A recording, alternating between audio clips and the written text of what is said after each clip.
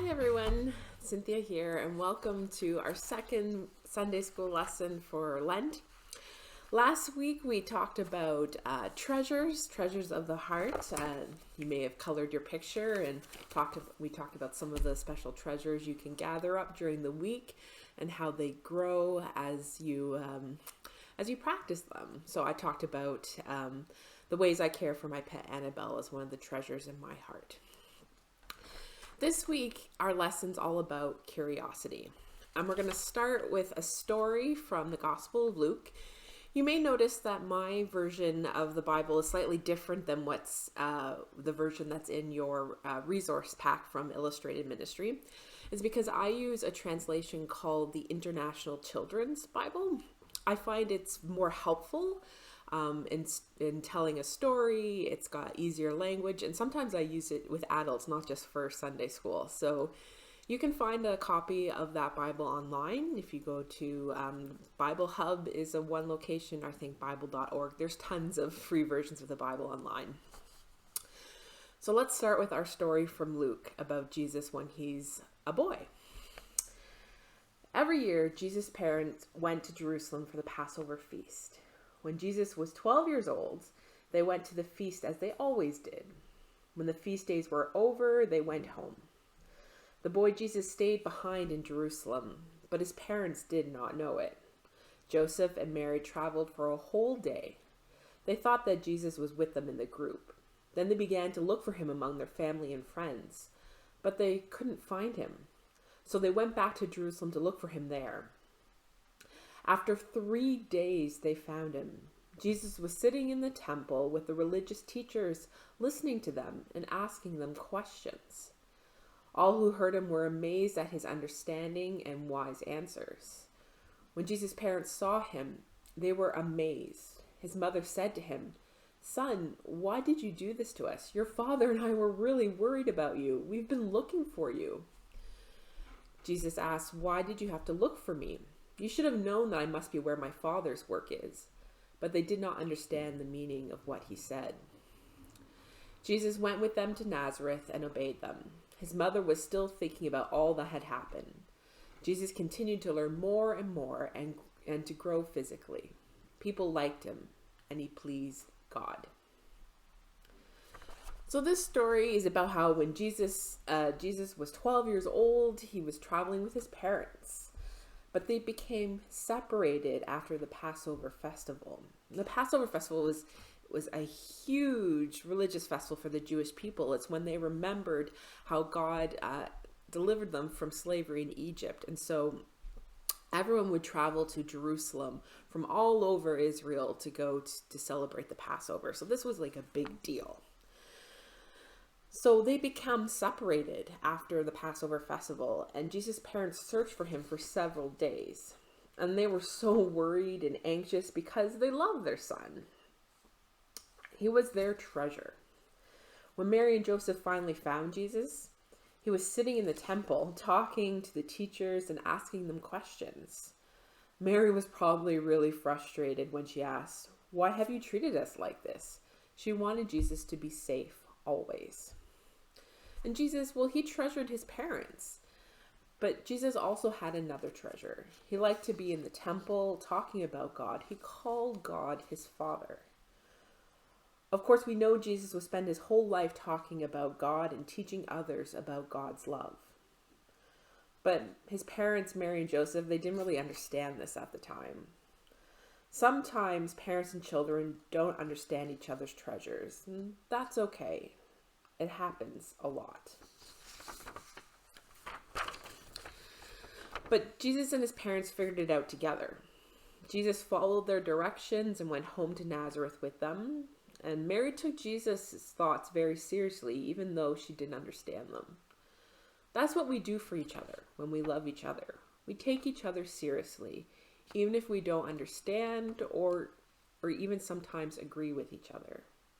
The key to sticking together, even when people do not understand one another, is curiosity.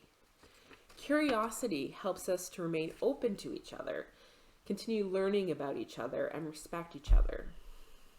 But it doesn't work very well unless everyone is curious.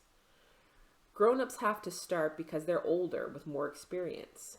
They show curiosity about their children's ideas. Children, you guys can be curious too. They ask questions and try to learn about their parents' ideas. When everyone is curious, we learn about each other's treasures and understand one another a little bit more. And so for our activity today, there's some discussion questions, and you all can talk about that together. There's a coloring page, which you can do, and then there's a special activity. And the activity is kind of like an interview. If you've ever seen like an interview or a talk show where there's a special guest and then you interview them and you ask them questions because you're curious, you want to learn about them. So our activity today is for you to pick a spot in your home, set up a chair or a special seat, and each member of your family is going to take a turn sitting in and being a special guest. And you're going to ask questions like, what's the last thing you were excited about? What's your best travel memory if you've ever traveled? Who's the friend you trust a lot with your thoughts and ideas? And then you're going to learn more about each other by being curious. Now, I'm going to have a very special guest for my interview today. And you have to give me a moment to go get her. But she's really cool and I think you're going to enjoy her. So I'll be back in just a moment with my special guest. Hi everyone, I'm back with my special guest. This is Annabelle. Annabelle is my pet kitty. Now, what you need to know about Annabelle. She's very sleepy. You can tell I just picked her up from being sleeping. She's very purry. She likes to purr a lot. She's called a tuxedo cat. It's because her fur and her markings, the black and white makes it look like she's wearing a tuxedo. So she's called a tuxedo cat.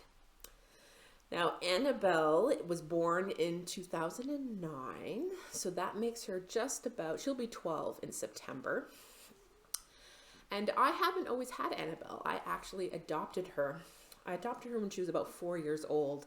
I had a good friend who was moving and couldn't keep Annabelle, so I said I want a cat and I will take her in. And we have been together ever since. I love her a lot. She's really funny. She likes to, like I said, she likes to sleep. She likes to purr. Her favorite toy is a fake bird with feathers. She really loves that. She loves to eat. She's a big cat, as you can see here. She has a nickname. Her name is Annabelle because of her big belly, so I call her Annabelle, right? And we're good friends. I love her. I take care of her.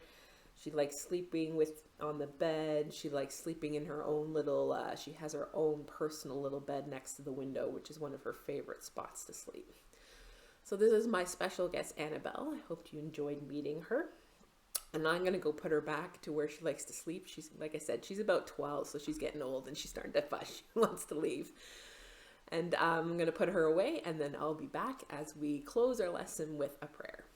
Hi everyone, Annabelle is back in her favorite spot by the window.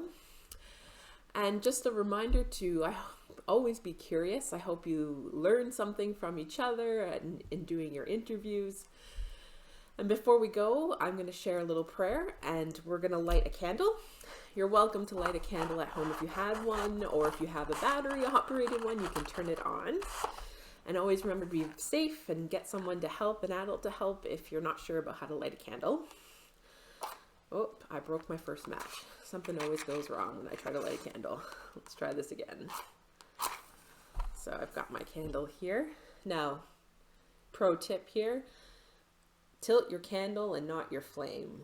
It's a lot easier to light your candle that way. So before we go, let's say a prayer together, which you will find in your resource. God, you know our minds and hearts. You understand our treasures, even when no one else does. No matter how silly we feel, you always take us seriously. Help us love each other and be curious about our differences. Amen. Bye for now, and I'll see you next week.